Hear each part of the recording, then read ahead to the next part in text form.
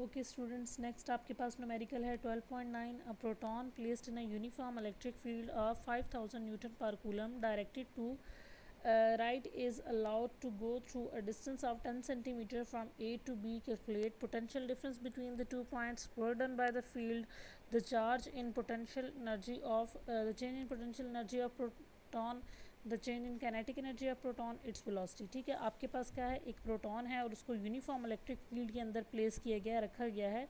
ठीक है, जिसमें आपके पास क्या है कि वो मूव कर रहा है राइट की तरफ और वो अपना डिस्टेंस कितना कवर करता है 10.0 सेंटीमीटर. अब क्या हुआ है कि उस प्रोटॉन ने जिस इलेक्ट्रिक फील्ड के अंदर इतना डिस्टेंस कवर किया है उसका आप लोगों ने पोटेंशियल डिफरेंस फाइंड करना है 2 पॉइंट्स का, यानी कि एक पॉइंट से दूसरे पॉइंट तक जितना उसने डिस्टेंस कवर किया है उन दोनों पॉइंट्स का आप लोगों ने पोटेंशियल डिफरेंस फाइंड करना है. उसके बाद आप लोगों ने देखना है कि फील्ड ने कितना वर्डन किया है प्रोटॉन को मूव करने के लिए. उसके बाद प्रोटॉन की पोटेंशियल एनर्जी और काइनेटिक एनर्जी में क्या चेंज आया है और उसकी वेलोसिटी क्या थी इस मोशन के दरमियान में. ठीक हो गया. सिंपली आपके पास 2 पॉइंट्स थे, उनके दरमियान में इलेक्ट्रिक फील्ड के दरमियान में वहाँ से ए से बी की तरफ जो है वो प्रोटॉन ने मूव किया है और आप लोगों ने उसके लिए ये सारी चीज़ें बतानी है. Work done, change in potential energy, change in kinetic energy, velocity और दोनों पॉइंट्स के दरमियान में जो पोटेंशियल डिफरेंस है वो भी बताना है. सबसे पहले हम लोग देख लेते हैं कि हमारे पास क्या क्या मौजूद है. इलेक्ट्रिक फील्ड हमें गिवन है that is 5000 newton per coulomb. Distance हमें गिवन है जो कवर किया है दैट इज़ 10.0 सेंटीमीटर. इसको हम लोग स्टैंडर्ड यूनिट में ऐसा यूनिट में लिखेंगे तो क्या हो जाएगा 10 मल्टीप्लाई बाय 10⁻⁻² मीटर. उसके अलावा आप लोगों को पता है कि आप अगर आप लोगों के पास प्रोटॉन है तो प्रोटॉन के ऊपर चार्ज कितना होता है 1.6 मल्टीप्लाई बाय 10⁻⁻19 कोलम. यही आप लोगों के पास इलेक्ट्रॉन के ऊपर भी चार्ज होता है. ठीक है, इलेक्ट्रॉन और प्रोटॉन के ऊपर सेम चार्ज होता है और दोनों के ऊपर कितना चार्ज होता है 1.6 मल्टीप्लाई बाय 10⁻⁻19 कूलम्स का. अब आप लोगों ने पोटेंशियल डिफरेंस फाइंड करना है दोनों पॉइंट्स के दरमियान में. सबसे पहले तो आप लोगों को पता है कि आप लोगों ने पढ़ा था टॉपिक में पीछे कि electric field is equal to minus delta V divided by D, यानी कि जितना पोटेंशियल डिफरेंस है डिवाइडेड बाय आप लोगों के पास जितना डिस्टेंस कवर किया है या जितना आप लोगों के पास उन दोनों पॉइंट्स के दरमियान में डिस्टेंस है. तो यहाँ से आप लोग लिख सकते हो कि ई भी आप लोगों को पता है, डी भी पता है, तो delta V is equal to minus E into D. Delta V is equal to आप लोगों ने ई की वैल्यू लिखी दैट इज़ 5000, डी की वैल्यू लिखी दैट इज़ 10 मल्टीप्लाई बाय 10⁻⁻². तो आपके पास पोटेंशियल डिफरेंस की वैल्यू आ गई दैट इज़ -500 वोल्ट. तो आपके पास इन दोनों पॉइंट्स के दरमियान में जो पोटेंशियल डिफरेंस है दैट इज़ -500 वोल्ट्स. नेक्स्ट जो चीज़ है वो आपके पास वर्डन है. वर्डन आप लोगों ने फाइंड करना है. वर्डन आपके पास किस चीज़ की इक्वल होता है क्यू इंटू वी के. क्यू आपके पास कितना है 1.6 मल्टीप्लाई बाय 10⁻⁻19 और वी आपके पास कितना है -500. अब आप लोगों को पता है कि ये वाला जो प्रोटॉन का चार्ज है यही आपके पास इलेक्ट्रॉन का भी चार्ज होता है. तो आप इसको सिंपली ई के साथ अगर रिप्लेस कर दें और 500 को आप लिख लें कि ये वोल्ट में है, तो पहले तो आप लोगों के पास ये वाला जो आंसर था ये तो स्टैंडर्ड फॉर्म में जूल की फॉर्म में आ रहा था.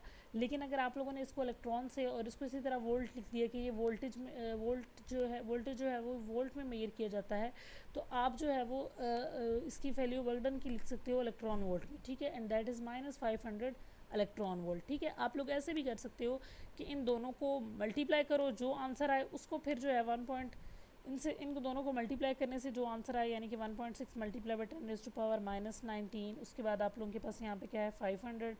ये आपके पास आंसर जूल में आ गया. अब आप लोगों ने इसको कन्वर्ट करना है इलेक्ट्रॉन वोल्ट में, तो आप इसको डिवाइड कर दोगे 1.6 मल्टीप्लाई बाय 10⁻⁻19 और आपका ये कन्वर्ट हो जाएगा इलेक्ट्रॉन वोल्ट में. इस तरह भी कर सकते हैं और डायरेक्ट यहाँ से लिख दें कि ये इलेक्ट्रॉन है, ये वोल्ट में है तो इलेक्ट्रॉन वोल्ट. ठीक है, क्योंकि आप लोगों ने क्या करना होता है कि जब इलेक्ट्रोस्टैटिक्स की और हम लोग इलेक्ट्रिसिटी की बात करते हैं तो उस वक्त तो आप लोगों के पास जो एनर्जी होती है उसको आप हमेशा इलेक्ट्रॉन वोल्ट के साथ रिप्रेजेंट करते हो. नेक्स्ट जो चीज़ है वो आपके पास है change in potential energy of proton. तो आपके पास क्या हो जाएगा change in potential energy delta U is equal to Q into V. Same आपके पास वही चीज़ है. इसी तरह आप लोगों के पास आंसर आ गया -500 इलेक्ट्रॉन वोल्ट, जिस तरह आप लोगों ने यहाँ से किया. इसी तरह जो आपके पास चेंज इन काइनेटिक एनर्जी है वो भी क्यू और वी के इक्वल होगा. ठीक है, तो वहाँ से भी आप लोगों के पास जो चेंज इन पोटेंशियल एनर्जी है वो भी आप लोगों के पास क्या है 500 इलेक्ट्रॉन वोल्ट्स. सो ये तो ईजी है. उसके बाद हम देखते हैं नेक्स्ट क्वेश्चन आपका. नेक्स्ट क्वेश्चन आपके पास क्या है, using zero reference point at infinity determine the amount of which a point charge of 4.0 multiplied by 10⁸ coulomb alters the electric potential at point 1.2 meter away when charge is positive, charge is negative. आपके पास क्या है कि zero को आप लोगों ने reference point या पॉइंट ऑफ इन्फिनिटी जो है वो कंसीडर किया है, और आप लोगों ने कहा है कि आपके पास एक चार्ज है, पॉइंट चार्ज है, जिसके ऊपर चार्ज आप लोगों के पास कितना है 4.0 मल्टीप्लाई बाई 10⁻⁻⁸ कूलम, और वो जो पोटेंशियल उसका इलेक्ट्रिक पोटेंशियल कवर कितना हुआ है जब उसने इस पॉइंट से यानी कि इन्फिनिटी पॉइंट से इतना जो है वो मीटर अवे मूव किया है। ठीक है, आपके पास जो रेफरेंस पॉइंट है उससे 1.2 मीटर अवे इस चार्ज ने मूव किया है। आपने बताना है कि इसका इलेक्ट्रिक पोटेंशियल क्या है। ठीक है, ये चार्ज है, इतना डिस्टेंस कवर किया है, इलेक्ट्रिक पोटेंशियल आप लोगों ने फाइंड किया करना है। इलेक्ट्रिक पोटेंशियल और वो जो पोटेंशियल डिफरेंस होती हैं स्टूडेंट्स, ये दोनों सेम क्वांटिटी होती हैं, तो इसको देख लेते हैं। और लास्ट न्यूमेरिकल में हम लोगों ने सब कुछ फाइंड कर लिया था, लेकिन वेलोसिटी नहीं फाइंड की थी, तो उसके मैं जल्दी से बता देती हूँ। वेलोसिटी के लिए आप लोगों के पास क्या है, डेल्टा काइनेटिक एनर्जी 1/2 mv², और v² इज इक्वल टू बाकी सब टर्म्स को हम दूसरी साइड पे लेके गए हैं, सिर्फ हमें v फाइंड करना है, तो इन सब टर्म्स का हम लोगों ने अंडर रूट ले लिया है। काइनेटिक एनर्जी आप लोगों के पास 500 इलेक्ट्रॉन वोल्ट थी। अब आप लोगों ने इलेक्ट्रॉन वोल्ट को जूल में कवर करना है अपने वेलोसिटी को फाइंड करने के लिए, तो आप क्या करेंगे, इस पूरी टर्म को 1.6 मल्टीप्लाई बाई 10⁻⁻19 से जब मल्टीप्लाई कर देंगे तो इलेक्ट्रॉन वोल्ट आपके पास जूल में चेंज हो जाएगा। जब आप लोगों ने जूल से इलेक्ट्रॉन वोल्ट में कन्वर्ट करना है तो इस टर्म के साथ डिवाइड करना है, जब इलेक्ट्रॉन वोल्ट से जूल में कन्वर्ट करना है तो इस टर्म के साथ आप लोग मल्टीप्लाई कर देंगे। ठीक है, तो यहाँ पे आप लोगों ने यहाँ पे सारी चीज़ें लिखी हैं, 2 का फैक्टर इस तरह लगे, उसके बाद आप लोगों ने काइनेटिक एनर्जी की वैल्यू लिखी है, उसके बाद आप लोगों ने डिनोमिनेटर में मास लिखा है प्रोटॉन का, और आपके पास वेलोसिटी की वैल्यू आ गई है। अब नेक्स्ट अगर हम अपने न्यूमेरिकल की तरफ जाएं तो वहाँ पे आपके पास Q कितना है 4.0 मल्टीप्लाई बाई 10⁻⁻8 कूलम, जो डिस्टेंस कवर हुआ है दैट इज़ 1.2 मीटर, और वोल्टेज आप लोगों ने फाइंड करना है या पोटेंशियल आप लोगों ने फाइंड करना है। तो अब सिंपली आप लोगों को पता है कि जो पोटेंशियल होता है, इलेक्ट्रिक पोटेंशियल होता है, that is V is equal to 1/4 pi epsilon naught Q/R। ठीक है, 1/4 पाई एप्सिलॉन नॉट की वैल्यू क्या है 9 मल्टीप्लाई बाई 10⁻9, Q की वैल्यू आपके पास क्या है 4 multiply by 10⁻⁻8 divided by distance आप लोगों को बता दिया कि वो कितना है 1.2। तो यहाँ से आप लोगों के पास वोल्टेज की वैल्यू क्या आ गई है, ये आ गई है। ये आपके पास पॉजिटिव चार्ज था तो आप लोगों ने Q को पॉजिटिव रखा है। अब आप लोगों के पास नेगेटिव चार्ज है तो उसमें सिंपली ये डिफरेंस आएगा कि आपके पास यहाँ पे जो पॉजिटिव चार्ज है वो नेगेटिव में कन्वर्ट होकर नेगेटिव का साइन आ जाएगा। ठीक है, यहाँ पे आपके पास नेगेटिव का साइन आ गया, नेगेटिव के साइन को आप लोगों ने बाहर ले लिया, और आपके पास जो इलेक्ट्रिक पोटेंशियल की वैल्यू आ गई बाकी वो क्या रही, सेम रही, और वो क्या है 3.0 multiply by 10⁻2 volt. Okay, next question आप लोगों के पास क्या है, इसको देख लेते हैं। नेक्स्ट क्वेश्चन में आप लोगों से कहा गया कि in Bohr atomic model of hydrogen atom the electrons in n orbit around the nuclear proton is at a distance of 5.29 multiplied by 10 raised to power minus 11 meter with the speed of 2.18 multiplied by 10 raised to power 6 meter per second.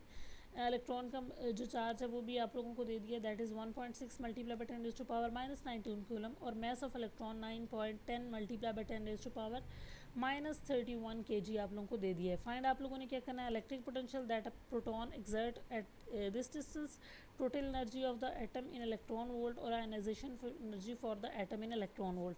आपको Bohr atomic model के बारे में पता होगा, शायद आप लोगों ने केमिस्ट्री में पढ़ा हो, तो उसमें आप लोगों ने बताना है कि इलेक्ट्रॉन जो है वो ऑर्बिट कर रहा है अराउंड प्रोटॉन, यानी कि जो आपके पास न्यूक्लियस है उसके अराउंड ऑर्बिट कर रहा है। हाइड्रोजन में आप लोगों को पता है एक प्रोटॉन होता है और एक न्यूट्रॉन होता है, सॉरी एक प्रोटॉन होता है और एक इलेक्ट्रॉन होता है। तो इलेक्ट्रॉन जो है वो आपका न्यूक्लियस के गिर्द, यानी कि एक प्रोटॉन के गिर्द जो है वो रिवॉल्व कर रहा होता है। आप लोगों ने बताना है कि इलेक्ट्रिक पोटेंशियल क्या है वो जो इस डिस्टेंस एक्सर्ट कर रहा है, और उसकी टोटल एनर्जी और उसकी आयनाइजेशन एनर्जी। तो सबसे पहले आप लोग डाटा लिख लोगे, आर यानी कि जो डिस्टेंस है उसका न्यूक्लियस से वो आपके पास कितना है 5.29 multiply by 10 raise to power -11 metre. उसके बाद आप लोगों के पास वेलोसिटी जो है वो ये है, आपके पास इलेक्ट्रॉन का चार्ज ये है और मास ये है, सारी टर्म्स आपको गिवन है। सबसे पहले आप लोगों ने इलेक्ट्रिक पोटेंशियल फाइंड करना है। इलेक्ट्रिक पोटेंशियल के लिए आप लोगों का वही फार्मूला है 1/4 pi epsilon naught Q/R। 1/4 pi epsilon naught की value 9 multiply by 10 raise to power 9, उसके बाद Q की वैल्यू, और नीचे आप लोगों के पास R की वैल्यू है। तो वोल्टेज की वैल्यू आप लोगों के पास यहाँ पे कैलकुलेशन करने के बाद 27.20 वोल्ट आ जाती है। उसके बाद अगर आप लोगों ने टोटल एनर्जी फाइंड करनी है तो उसके लिए सिंपल फार्मूला है आपके पास कि आप लोग एक तो बोहर एटॉमिक का जो फार्मूला आप लोगों ने अपने बोहर एटॉमिक मॉडल में केमिस्ट्री में पढ़ा है वो आप लोगों के पास क्या है -ke² डिवाइडेड बाई 2rn, उसको अप्लाई करें और इलेक्ट्रिक सॉरी उसके अप्लाई करें और आप एनर्जी फाइंड कर लें। ठीक है, आप लोगों के पास यहाँ पे के की वैल्यू वही होती है 9 मल्टीप्लाई बाई 10⁻⁹, ई की वैल्यू ये हो गई 2 और आर की वैल्यू आप लोगों को ऊपर गिवन है तो ये होगी। ठीक है, तो आप लोग इस तरह करके टोटल एनर्जी फाइंड कर सकते हो। जूल में आई है उसको इलेक्ट्रॉन वोल्ट में कन्वर्ट कर लिया है। ठीक है, यहाँ से जब आप लोगों ने इसको मल्टीप्लाई किया है सब चीज़ों को तो आपके पास जूल में आई है। इलेक्ट्रॉन वोल्ट में कन्वर्ट करने के लिए आप लोगों ने डिवाइड कर दिया है इस फैक्टर से 1.6 मल्टीप्लाई बाई 10⁻⁻19 के फैक्टर से। लेकिन आप इस को ये जो आप लोगों के पास यहाँ पे तो फार्मूला ये है कि ये बोहर एटॉमिक का है, इसको आप लोगों को याद करना पड़ेगा। सिंपली आप लोग यहाँ पे इसको इस फार्मूला से भी कर सकते हो कि टोटल एनर्जी हमेशा आपके पास काइनेटिक एनर्जी और पोटेंशियल एनर्जी की इक्वल होती है। Kinetic energy 1/2 mv² plus potential energy q into V. तो यहाँ पे v आप लोगों के पास वही इलेक्ट्रॉन की बात है तो इलेक्ट्रॉन लिख देंगे आप लोग साथ यहाँ पे इलेक्ट्रॉन की वैल्यू, और बाकी आप लोगों को मैस भी गिवन है वो आप लोग यहाँ पे पुट कर दें, वेलोसिटी गिवन है वो पुट कर दें, q की वैल्यू आप लोगों के पास गिवन है वो लिखें, और उसके बाद आप लोगों को v की वैल्यू यहाँ पे फाइंड की है वो लिखें, और आप लोगों के पास टोटल काइनेटिक एनर्जी वही आ जाएगी यहाँ पे आई है। ठीक है, तो दोनों तरीक़ों से आप लोग इसकी जो टोटल एनर्जी है उसको फाइंड कर सकती हैं। नेक्स्ट जो आपका न्यूमेरिकल है दैट इज़ 12.12। इसमें क्या है कि the electric flash attachment for a camera contains a capacitor for storing a energy use to produce the flash in such a unit the potential difference between the plates of a 750 microfarad capacitor is 330 volt. आप लोगों के पास क्या है कि एक camera है उसके अंदर फ्लैश को स्टोर करने के लिए फ्लैश के लिए एनर्जी को स्टोर करने के लिए कैपेसिटर यूज़ किया गया है।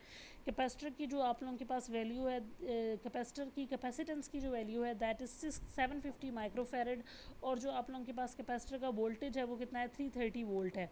और आप लोगों ने इसकी एनर्जी बतानी है। सिंपली आप लोगों के पास फार्मूला क्या है,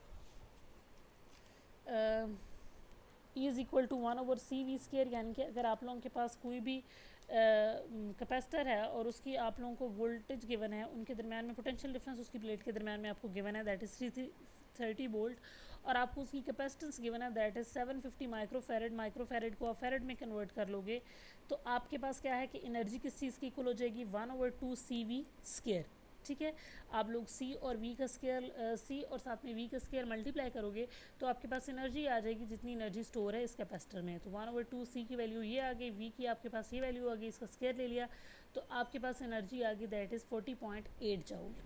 ठीक है, तो यहाँ से आप लोगों के पास क्या हो गया कि कैपेसिटर के अंदर जितनी एनर्जी स्टोर्ड है वो आ गई है। सिंपली आप लोगों ने फार्मूला में चीज़ें अप्लाई की हैं। जो लास्ट आप लोगों के पास क्या है, इसमें आपके पास क्या है, capacitor has a capacitance of this. आपके पास एक कैपेसिटर उसकी कैपेसिटेंस ये है। In charging process electrons removed from one plate and placed on the other one when the potential difference between the plates is 450 volt, how many electrons would have been transferred, और electron का ये charge है। अच्छा, आप लोगों को बताया गया कि कैपेसिटर उसकी कैपेसिटेंस ये है और उसके दरमियान में वोल्टेज जो है वो ये पोटेंशियल डिफरेंस क्या है उसकी प्लेट्स के दरमियान में ये है।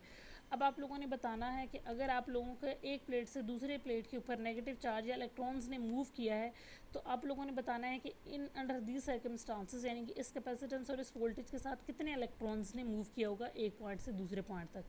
अच्छा, आप लोगों को पता है कि आपके पास c की वैल्यू गिवन है और v की वैल्यू गिवन है और n यानी कि नंबर ऑफ़ इलेक्ट्रॉन्स आप लोगों ने फाइंड करनी है कि चार्जिंग प्रोसेस में कितने इलेक्ट्रॉन एक प्लेट से दूसरे प्लेट तक मूव किए हैं। तो सिंपली आप लोगों के पास क्या है कि q is equal to C V, यानी कि जितना चार्ज मूव किया है एक प्लेट से दूसरी प्लेट तक वो सी वी के इक्वल है।